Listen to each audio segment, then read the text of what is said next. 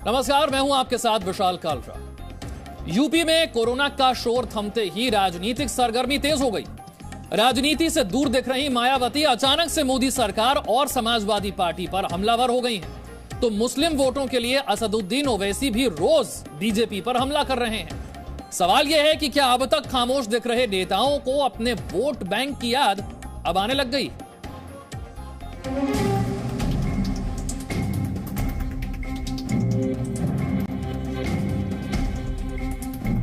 असुरक्षा की भावना पैदा हो रही है, खासतौर से मुस्लिम समाज में, जो ये ठीक नहीं है। कुछ लोग मुसलमानों के नाम पर आकर वोट बांट के बड़ी बात कर रहे हैं। एक कम्युनिटी को आप पूरा टारगेट कर रहे हैं, ये तो गलत बात है ना।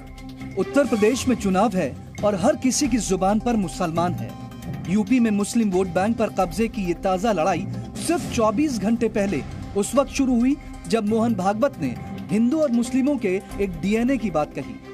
हम समान पूर्वजों के वंशज हैं। अब ये विज्ञान से भी सिद्ध हो चुका है। 40,000 साल पूर्व से हम भारत के सब लोगों का डीएनए, सब लोगों का निरपवाह डीएनए समान है।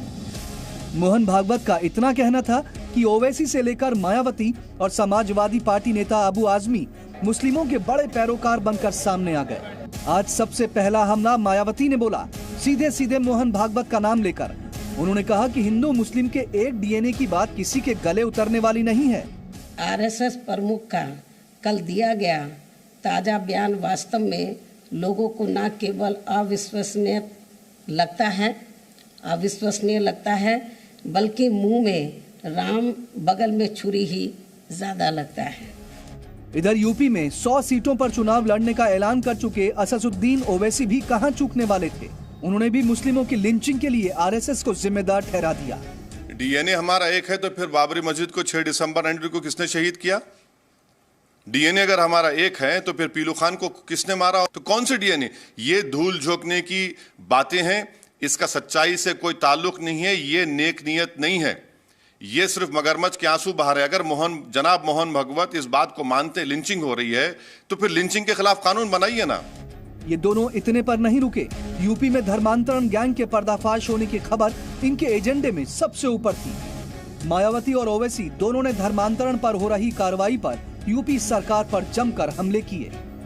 किसी का भी जबरन धर्म परिवर्तन कराना ये पूरे तौर से अवैध है, ठीक नहीं है। लेकिन एक सोची समझी रणनीति व साजिश के तहत इसकी आड़ में इसे जबरन हिंदू मुस्लिम मुद्दा बनाना तथा पूरे मुस्लिम समाज को शक की नज़रों से देखना ये कतई भी उचित नहीं है।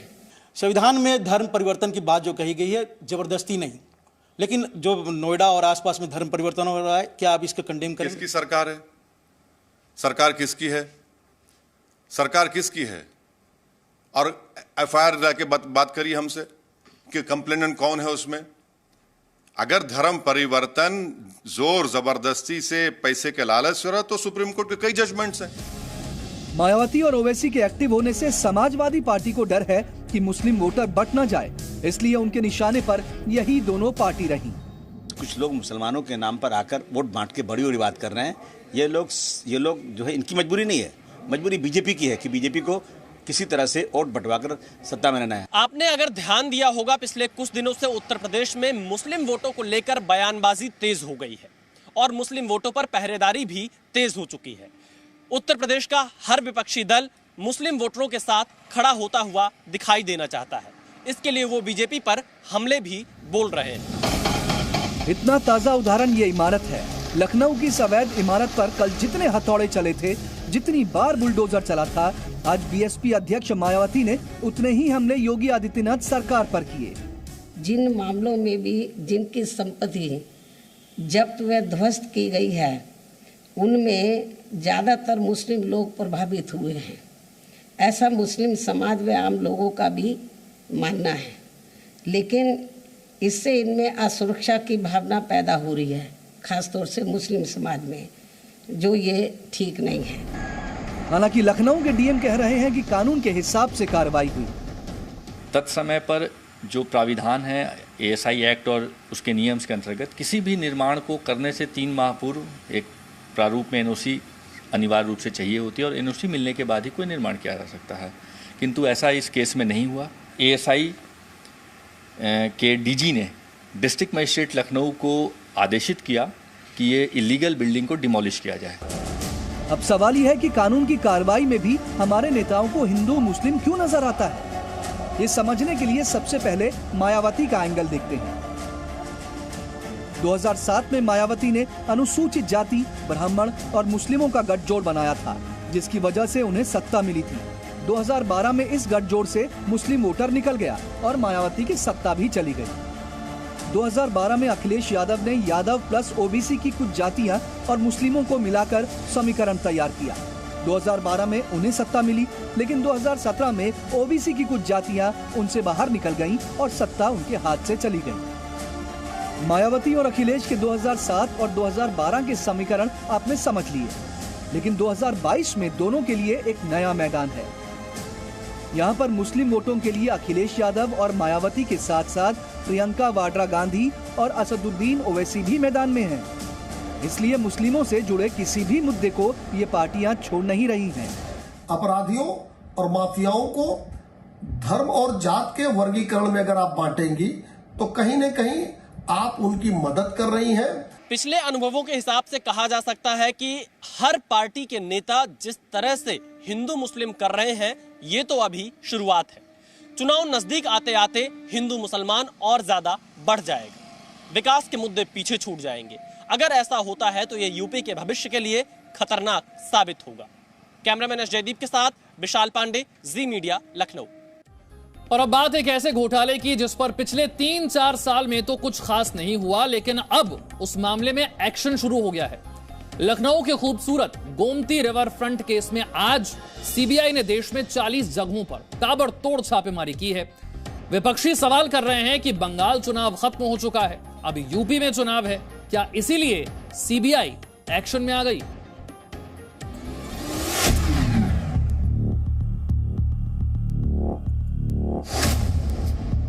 दिल्ली से सटे गाजियाबाद के शिवालिक अपार्टमेंट, राजधानी लखनऊ के शुभांग कुटी,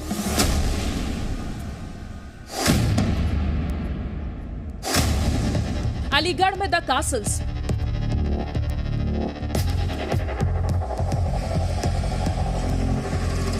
आगरा के विजयनगर और नोएडा के सेक्टर 29 समेत देश की 40 जगहों पर आज केंद्रीय जांच ब्यूरो यानी सीबीआई की टीम ने एक साथ छापेमारी की।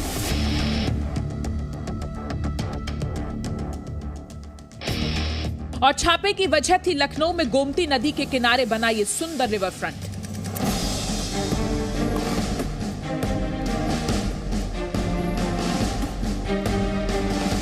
लखनऊ में गोमती नदी के बीचों बीच लगे फव्वारे और किनारों पर लगे सुंदर चमकते सफेद पत्थरों से काली कमाई करने वालों के लिए आज का दिन बेहद बुरा रहा।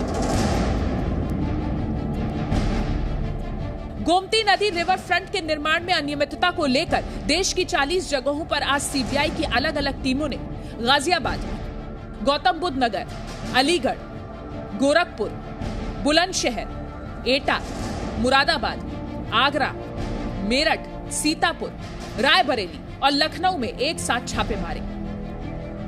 गोमती रिवर फ्रंट घोटाले में सीबीआई की बड़ी कार्रवाई देखने को मिली है, जहां लखनऊ समेत उत्तर प्रदेश के अन्य शहरों में भी सीबीआई के एंटी करप्शन विंग ने छापेमारी की है। इस समय मौजूद है गोमती नगर इलाके में, जहां की तस्वीरों में आप देख पा रहे होंगे ये मकान है। ये मकान इंजीनियर अखिल रमन का है, जहां पे सीबीआई की एंटी करप्शन विंग की टीम पहुंची और यहां पे छापेमारी की, कार्रवाई की और कई वो साक्ष्य और कई पूछताछ का सिलसिला चला। लगातार आपको बताएं कि सीबीआई की जो टीम है इस पूरे मामले को लेकर के राजधानी लखनऊ समेत नोएडा, गाजियाबाद, बुलंदशहर और रायबरेली में भी ये कार्रवाई की गई है। दिल्ली से सटे गाजियाबाद, नोएडा और ग्रेटर नोएडा में भी काली कमाई की जानकारी हासिल करने के लिए सीबीआई टीम घंटों लगी रही। इस वक्त हम ग्राउंड जीरो पर मौजूद हैं, नोएडा सेक्टर 29 के सोसाइटी में, और यहाँ आप देख सकते हैं कि 572 में सुबह 8:30 बजे के करीब सीबीआई ने छापेमारी की है। ग्रीन डेकोर का प्रोप्राइटर है सचिन त्यागी, उनके घर पर हम आपको लेकर चलेंगे और ये दिखाने की कोशिश करेंगे कि सीबीआई की छापेमारी आखिरकार हुई कहाँ है। यही है 572 नंबर का फ्लैट, जहाँ सचिन त्यागी जो प्रोप्राइटर ग्रीन डेकोर कंपनी का है माल प्रोप्राइटर है। दरअसल ये पूरा मामला 2014-15 का है। उस वक्त यूपी में अखिलेश यादव की सरकार थी। गोमती रिवर फ्रंट अखिलेश यादव का ड्रीम प्रोजेक्ट था। समाजवादी पार्टी की सरकार में इसी गोमती रिवर फ्रंट का निर्माण हुआ था। 2014-15 में इस काम की शुरुआत हुई थी। लगभग 1500 करोड़ रुपए का बजट दिया गया था। ये लखनऊ का गोमती रिवर फ्रंट है और लखनऊ में टूरिस्ट का एक सबसे बड़ा केंद्र भी इन दिनों ये बना हुआ है। अखिलेश यादव की सरकार में यहाँ पर काम हुए थे और इसी को लेकर अब सीबीआई जांच तेज हो गई है। सीबीआई ने आज एक बार फिर से गोमती रिवर फ्रंट से जुड़े मामले को लेकर 190 से ज्यादा लोगों के खिलाफ एफआईआर दर्ज की है। 2014-15 में गोमती रिवर फ्रंट का काम शुरू हुआ। 1513 करोड़ रुपए प्रोजेक्ट की लागत थी। 1437 करोड़ रुपए खर्च हुए, लेकिन काम पूरा नहीं हुआ। कुछ लोगों ने निर्माण में अनियमितता का आरोप लगाया। 2017 में योगी सरकार ने सीबीआई से जांच के आदेश दिए। 30 नवंबर 2017 को सीबीआई ने इस मामले में एफआईआर दर्ज की थी। लखनऊ में गोमती नदी के किनारे बना ये रिवर फ्रंट भारत और दुनिया के सबसे बेहतरीन और सुंदर रिवर फ्रंट में से एक है। लेकिन ये रिवर फ्रंट सिर्फ अपनी सुंदरता के लिए ही नहीं बल्कि राजनीति के लिए भी बेहद अहम है। रिवर फ्रंट के मामले में सीबीआई ने जैसे ही एक्शन लिया, उत्तर प्रदेश में विपक्षी दलों ने आरोप लगाया कि बंगाल के चुनाव के बाद अब यूपी में चुनाव है तो सीबीआई की एंट्री हो रही है। 95% रकम का भुगतान कर दिया गया और 60% काम नहीं हुआ। जो काम हुआ है उसकी गुणवत्ता की तो बात छोड़ दीजिए, विदेशों से ऐसे ऐसे सामान मंगाए गए जिनकी आवश्यकता नहीं है। विदेशों में घूमने जाने के लिए अफसरों पर फिजूल खर्ची की गई। अलग अलग तरह से ब्लैक लिस्टेड फर्म, जो दागी फर्म थी, उसको टेंडर अलॉट किया गया। पूरी प्रक्रिया इतनी दोषपूर्ण रही है, पैसों की इतनी बंदरबाट हुई है और ये उत्तर प्रदेश के निवासियों की गाढ़ी कमाई है। इसको इस तरह से बंदरबाट होने नहीं दिया जाएगा। सीबीआई सर्वोच्च जांच एजेंसी है, वो जांच कर रही है। गोमती रिवर फ्रंट की जांच पहले भी एक सिटिंग जज से करवाई गई थी, एक रिपोर्ट आई थी, अब सीबीआई कर रही है। समय अनुसार कभी तेज हो जाती है, कभी धीमी हो जाती है। चुनाव नजदीक है, इसलिए इस तरह का परसेप्शन बनाया जा रहा है कि हम जांच कर रहे हैं और एक घोटाला है। केंद्र सरकार बेहतर जानती है। आज चिकित्सा शिक्षा में भी बड़ा घोटाला पकड़ा गया, तो सभी की निष्पक्ष जांच होनी चाहिए। उत्तर प्रदेश सरकार की तो जरूर होनी चाहिए। ऐसे में सवाल ये है कि क्या चुनाव की वजह से CBI Gomti river front case में एक्शन ले रही है? आखिर विपक्ष सीबीआई के काम पर सवाल क्यों उठा रहा है? विपक्ष के आरोपों के बीच ये सवाल भी अहम है कि इतने दिनों से जांच के नाम पर क्या हुआ? तो अब तक की जांच के बाद सिंचाई विभाग के इंजीनियर्स के खिलाफ एफआईआर दर्ज की गई है। कई ठेकेदारों के खिलाफ भी मुकदमा दायर किया गया है। कुल 190 लोगों के खिलाफ एफआईआर दर्ज कर जांच शुरू की जा चुकी है। मान्यता है कि गोमती नदी में स्नान से पाप धुल जाते हैं, लेकिन इस वक्त गोमती नदी में राजनीति घुली हुई है। शहर को सुंदर बनाने वाले इस रिवर फ्रंट पर जब सीबीआई की एंट्री हुई तो राजनीतिक दल अब फ्रंट फुट पर खेल रहे हैं। विपक्ष सरकार पर हमलावर है तो सत्ताधारी पार्टी के लोग कह रहे हैं कि सच सामने आना चाहिए। कैमरामैन एस जयदीप के साथ Vishal Pandey, Zee media, Lucknow. Presenting V News app available on Google Play and App Store. Download it now.